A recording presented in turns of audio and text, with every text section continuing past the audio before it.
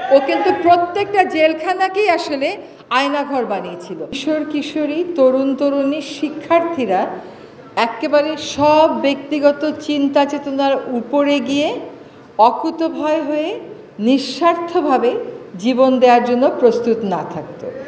অন্যান্য সময়ের আন্দোলন হয়েছে, বহু বছর যাবৎ অনেকেই জেল খেটেছেন, বিরোধী অনেক নেতা নির্যাতিত হয়েছেন, কিন্তু শিক্ষার্থীরা যেটা করতে পেরেছে সেটা হচ্ছে চোখের সামনে যখন দেখেছে যে নিজের বন্ধুরা মরে যাচ্ছে, তখন আর নিজের জীবনের মায়া তারা করে নাই। এই যে মায়াটা ছেড়ে দিয়ে নিঃস্বার্থভাবে দেশের জন্য দাঁড়িয়ে থাকতে পারা, ওই শক্তিটাই আমাদেরকে স্বাধীন করেছে। আর যেই দেশটা আমরা চাই, সেই দেশটা গড়তে গেলেও ওই নিঃস্বার্থ আত্মত্যাগী জায়গা থেকেই দেশটা গড়তে হবে। হিসাব নিকাশ করে কিন্তু দেশ গড়ার আসলে আমাদের সুযোগ নাই। আপনাদেরকে সেজন্য আসলে কোনো অভিনন্দনই যথেষ্ট না তো আপনাদের জন্য, কিন্তু তারপরেও আবার অভিনন্দন জানাই। একটা কথা বলি, আজকে আমরা জেলে থাকা কারাবন্দীদের কথা বলছি তো। আচ্ছা বলেন তো, হাসিনার সময়ে পুরোটা দেশই তো একটা জেলখানা ছিল। আপনি কথা বলতে পারতেন না, আপনি চিন্তা করতে পারতেন না। ফোনে কথা বললে বলতাম হোয়াটসঅ্যাপে করেন, হোয়াটসঅ্যাপে মানতো না বলতাম সিগন্যালে করেন, সিগন্যালে না মানলে অনেক রাতে হয়তো বা দেখা যেত আসিফ ভাই রিক্সা করে একটু অনেক রাতে আমার বাসায় আসছে একটা গোপন কথা বলার জন্য। সে গোপন কথাটা কিছুই না, যে এটা এরকম চলছে, আমরা কি করতে পারি, আমরা কেমন করে এটার প্রতিবাদ জানাতে পারি। তো আমার কাছে ওই সময়ের দেশটাকে আসলে দেশ মনে হয় নাই, আমার কাছে ওই সময় দেশটাকে না জেলখানাই মনে হইতো। আমরা কয়েকজন গিয়েছিলাম আয়নাঘর দেখতে।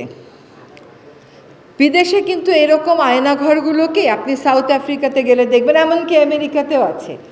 এই আয়নাঘরগুলোকে এক ধরনের জাদুঘর করে ফেলে, যাতে করে অত্যাচারী শাসকেরা কি করে অত্যাচার করত প্রজন্ম থেকে প্রজন্ম মানুষ এটা দেখতে পারে এবং তখন বুঝতে পারে যে অত্যাচারী শাসকদের আসলে কি পরিণতি হয়।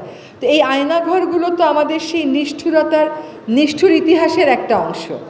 আজকে যখন এখানে বসে আয়নাঘরে থাকা অনেকের বর্ণনা শুনেছি, আজকে যখন এইখানে বসে জেলে থাকা মানুষদের বর্ণনা শুনলাম, আমার কাছে কিন্তু আয়নাঘরের সাথে জেলে থাকা মানুষের কষ্ট কোনো অংশে কম মনে হলো না।